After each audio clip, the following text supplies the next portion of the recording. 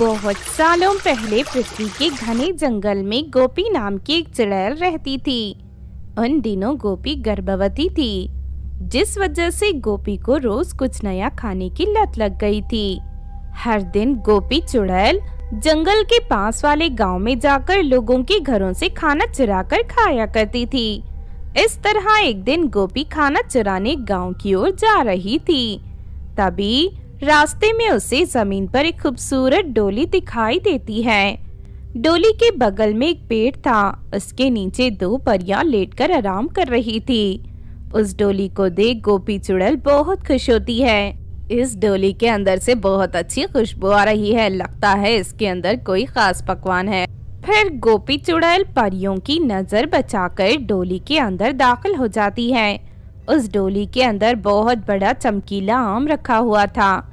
गोपी चुड़ैल उस आम को चुराकर अपने घर ले जाती है। तभी गोपी का पति जग्गू भूत उसे कहता है, अरे इतना बड़ा चमकीला आम तुम्हें कहाँ से मिला? ऐसा आम तो मैंने आज से पहले कभी नहीं देखा। दो लड़कियां इस आम को डोली के अंदर ले जा रही थी, मैंने बड़ी होशियारी से इस आम को चुरा लिया। और देखो, तुम्हें ऐसा नहीं करना चाहिए। अगर वो परियां तुम्हें देख लेती तो तुम्हारी जान पर बन सकती थी। ठीक है, अगली बार मैं इस बात का ध्यान रखूंगी। चलो अब मुझे आम खाने दो। उसके बाद गोपी चुड़ैल मजे से सारा आम खा लेती है। उस आम को खाने के बाद उसके शरीर से चमकीली रोशनी प्रकट होने लगती है। इस बात से गोपी और उसके पति को बड़ी हैरानी होती है। फिर कुछ दिनों बाद गोपी अपनी चुड़ैल बेटी को जन्म देती है।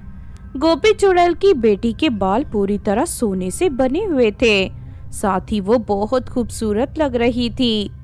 तभी गोपी के आस पड़ोस में रहने वाली चुड़ैलें वहां आ जाती हैं। गोपी चुड़ैल की बेटी को देख सभी चुड़ैलें उसकी खूब तारीफ करती हैं। लेकिन तभी अचानक आसमान से ढेर सारी परियां वहां प्रकट हो जाती हैं। चल चुड़ैल, सीधी तरह अपनी इस बेटी को हमारे हवाले कर दे, वरना तुम में से कोई नहीं बचेगा। अरे लेकिन तुम सब मेरी बेटी को क्यों लेकर जाना चाहती हो? ये अभी अभी पैदा हुई है, आखिर इसने तुम्हारा क्या बिगाड़ा है? कुछ दिनों पहले तूने हमारी रानी का जादुई आम चुरा कर खाया था।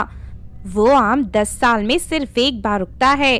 तेरी हरकत की वजह से हमारी रानी परी बहुत नाराज है। इस जादुई आम की सारी शक्तियाँ तेरी बेटी के अंदर आ गई हैं, इसलिए हमारी रानी परी तेरी बेटी को जान से मारकर अपना बदला लेना चाहती है। देखो, मैंने अनजाने में भूल हो गई, लेकिन दया करके मेरी बेटी को कुछ मत करो, इसे छोड़ दो। अब इन बातों का कोई फायदा नहीं, चलो इसकी बेटी को पकड़ लो। फिर वो सभी परियां गोपी चुड़ैल की बेटी को पकड़कर उसे परिदेश ले जाती हैं। चलो सबसे पहले इसके सोने के बाल काटकर इसे गंजी बना दो, उसके बाद इसे जलते हुए कोयले की भट्टी में फेंक दो। फिर एक परी बड़ी सी कैंची उठाकर उस बच्ची के बालों को कतरने की कोशिश करने लगती है। लेकिन तभी उसे जोरदार बिजली का झटका लगता है और वो उछलकर दूर जा गिरती है। ये देख रानी परी और बाकी परियां गुस्से से तिलमिला जाती हैं। लगता है उस जादुई आम की वजह से ये बहुत शक्तिशाली बन गई है। खैर कोई बात नहीं, ये मेरी जादुई छड़ी की शक्ति से नहीं बच पाएगी। इतना कहकर रानी परी अपनी जादुई छड़ी की शक्ति से उस बच्ची के ऊपर बड़े बड़े कोयले गिराने लगती है। लेकिन अगले ही पल उस बच्ची के चारों तरफ एक कांच का सुरक्षा कवच तैयार हो जाता है। ये नजारा देख सभी परियों की आंखें फटी की फटी रह जाती हैं। बस बहुत हो गया, अब मैं अपनी तलवार से इस बच्चे के टुकड़े टुकड़े कर दूंगी। रानी परी फौरन अपनी तलवार निकालकर उस बच्चे पर हमला करने के लिए आगे बढ़ती है। लेकिन तभी उस बच्चे के मुंह से बड़े बड़ी जलती हुई तीरें बाहर निकलकर रानी परी के ऊपर गिरने लगती हैं। हाय, मर गई रे, मेरा शरीर जल रहा है, अरे कोई इस आग को बुझाओ। लेकिन तभी उसके मुंह से निकलने वाली तीर वहां मौजूद सभी परियों के ऊपर भी गिरने लगती है। देखते ही देखते चारों तरफ आग लग जाती है। सभी परियां अपनी जान बचाकर इधर उधर भागने लगती हैं। फिर वो बच्ची हवा में उड़ती हुई महल से बाहर निकल जाती है और थोड़ी ही देर में गोपी चुड़ैल के घर पहुंच जाती है। अपनी बच्ची को देख गोपी चुड़ैल और जग्गू भूत दोनों बहुत खुश होते हैं। दूसरी तरफ सभी परियां मिलकर किसी तरह महल में लगी आग को बुझाने में कामयाब हो जाती हैं। लेकिन उस घटना के बाद से वो सभी बहुत घबरा जाती हैं और दोबारा कभी गोपी चुड़ैल की बच्ची को नुकसान पहुंचाने की हिम्मत नहीं करती। इस तरह सब कुछ ठीक हो जाता है और गोपी चुड़ैल अपने बच्चे के साथ खुशी से रहने लगती है। बहुत सालों पहले दूर घने जंगल में सोनाली नाम की एक चुड़ैल अपने भूतिया पिता के साथ रहती थी। सोनाली चुड़ैल के पिता को सोनाली की बहुत फिक्र होती थी, पर सोनाली की अच्छी परवरिश के लिए रूबिका नाम की एक चुड़ैल से दूसरी शादी कर लेते हैं। रूबिका चुड़ैल सोनाली के पिता के सामने अच्छी माँ होने का बहुत दिखावा करती थी, लेकिन दूसरी तरफ सोनाली उसे बिल्कुल पसंद नहीं थी। एक दिन सोनाली अपने कॉलेज के लिए तैयार हो रही थी, तभी रूबिका उसका बैग छीन लेती है। अरे नालायक, तूने बहुत पढ़ाई कर ली, आज से कॉलेज जाने की जरूरत नहीं है। घर में रहकर मेरी सेवा कर, यही तेरा काम है। माँ, मेरी पढ़ाई क्यों छुड़ा रही हो? मैं तो वैसे भी घर के सारे काम करती हूँ। नहीं नहीं, मैं अपनी पढ़ाई नहीं छोड़ सकती। सोनाली की ये बात सुनकर रूबिका चुड़ैल नाराज हो जाती है और सोनाली के पिटाई करने लगती है। फिर वो जलती हुई चूल्हे से लकड़ी निकालकर सोनाली के दोनों पैरों को जला देती है। अभी तो मैंने सिर्फ तेरे पैरों को जलाया है, अगर दोबारा तूने मेरे खिलाफ जाने की कोशिश की तो मैं सच में तेरे पैरों को काट दूंगी। और हाँ, एक बात अच्छी तरह अपने खोपड़ी में उतार ले, अगर इस बात की शिकायत की तो मैं तेरे पिता के साथ साथ तुझे भी मार कर जमीन में दफना दूंगी। शादी से पहले मैंने कई चुड़ैलों का खून किया है, मेरे बारे में तू नहीं जानती। इतना कहकर रूबिका चुड़ैल वहाँ से चली जाती है। इस तरह रोज रोज सोनाली पर अत्याचार करके रूबिका चुड़ैल उसके दिल में पूरी तरह अपना डर बैठा देती है। फिर एक दिन, सोनाली इधर आ, मेरी बात ध्यान से सुन। अगले हफ्ते मेरा जन्मदिन है। मैंने अपने मायके से अपनी चुड़ैल सहेलियों को यहाँ दावत के लिए बुलाया है। मैं उन्हें इंसानों का ताज़ा मुलायम मांस खिलाना चाहती हूँ, इसीलिए तू पास के गांव में जाकर वहाँ से खूबसूरत लड़कियों को पकड़ कर ले आ। मुझे कम से कम 10 लड़कियाँ चाहिए। लेकिन माँ, इंसानों को मारकर खाना बुरी बात है। मैं तो बचपन से ही शाकाहारी हूँ, मैं इस तरह का गलत काम नहीं करना चाहती। क्या कहा तूने? मेरी बात नहीं मानेगी, ठहर जा, मैं अभी तुझे बताती हूँ। इतना कहकर रूबिका चुड़ैल एक बड़ा सा खंजर निकाल लेती है। उस खंजर को देख सोनाली के हाथ पैर कांपने लगते हैं। नहीं, मुझे कुछ मत करना, तुम जैसा कहोगी मैं वैसा करूंगी।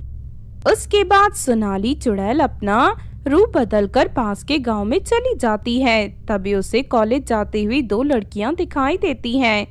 फिर सोनाली चुड़ैल उन दोनों लड़कियों का पीछा करने लगती है और मौका मिलते ही उन दोनों के सर पर डंडे से वार करके उन्हें बेहोश कर देती है।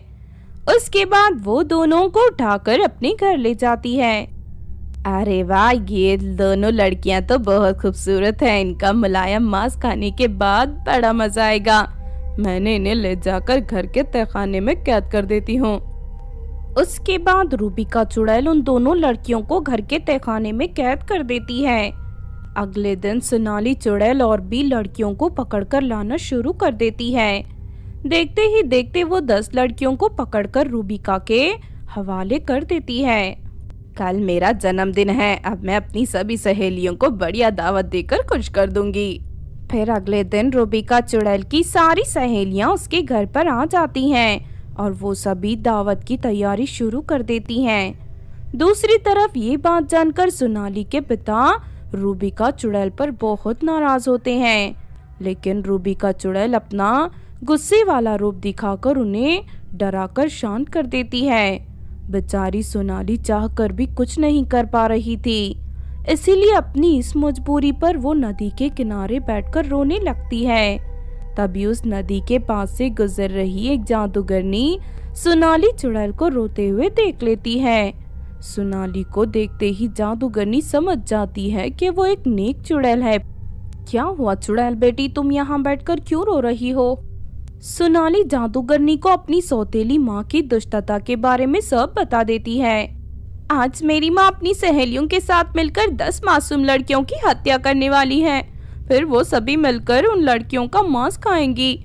मैं किसी भी कीमत पर उन लड़कियों को बचाना चाहती हूँ, लेकिन मेरी सौतेली माँ बहुत खतरनाक है, मैं उसका सामना नहीं कर सकती। अच्छा तो ये बात है, तुम चिंता मत करो बेटी, मैं तुम्हारी सौतेली माँ और उसकी जालिम सहेलियों को सबक सिखाऊंगी, चलो मेरे साथ। उसके बाद जादूगरनी सोनाली चुड़ैल को लेकर सीधा उसके घर पहुंच जाती है। जादूगरनी फौरन अपनी जादुई शक्ति से सभी चुड़ैलों को रस्सियों से बांध देती है। अरे ये जादूगरनी कहाँ से आ गई? लगता है तेरी बेटी इसे यहाँ लेकर आई है। अब हम क्या करेंगे? जादूगरनी तो बहुत ही खतरनाक लगती है। तूने बिल्कुल सही कहा, मैं बहुत ही ज्यादा शक्तिशाली और खतरनाक हूँ। अब मैं तुम सबको सबक सिखाऊंगी। उसके बाद जादूगरनी उन सभी चुड़ैलों की चोटी काटकर आग में जला देती है। दुष्ट जादूगरनी, ये तूने क्या कर दिया? ठहर जाओ, अभी तो मैं तुम लोगों के साथ इससे भी ज्यादा बुरा करने वाली हूँ। उसके बाद जादूगरनी रूबिका चुड़ैल के साथ साथ उसकी सभी सहेलियों के गले में एक एक जादुई माला पहना देती है। अब तुम सबकी सारी शक्तियाँ खत्म हो चुकी है। तुम चाहकर भी कभी किसी इंसान का शिकार नहीं कर पाओगी। अगर तुमने कभी किसी इंसान पर हमला करने की कोशिश की तो मेरी जादुई माला उसी वक्त तुम्हें जलाकर राख कर देगी। तुम्हारा बहुत बहुत शुक्रिया जादूगरनी, तुमने मेरी इस चंडाल चुड़ैल माँ और इसकी बुरी सहेलियों को अच्छा सबक सिखाया। अब आज के बाद ये चाह कर भी कभी कोई गलत काम नहीं कर पाएंगी। उसके बाद सोनाली चुड़ैल रूबिका चुड़ैल की सभी सहेलियों को वहां से भगा देती है। फिर सोनाली चुड़ैल घर में कैद सभी लड़कियों को आजाद करके उन्हें सही सलामत उनके घर पहुंचा देती है। दूसरी तरफ सारी शक्तियां छिन जाने के बाद रूबिका चुड़ैल भीगी बिल्ली बनकर रहने लगती है। इस तरह सब कुछ ठीक हो जाता है और सोनाली चुड़ैल फिर से अपने पिता के साथ खुशी से रहने लगती है।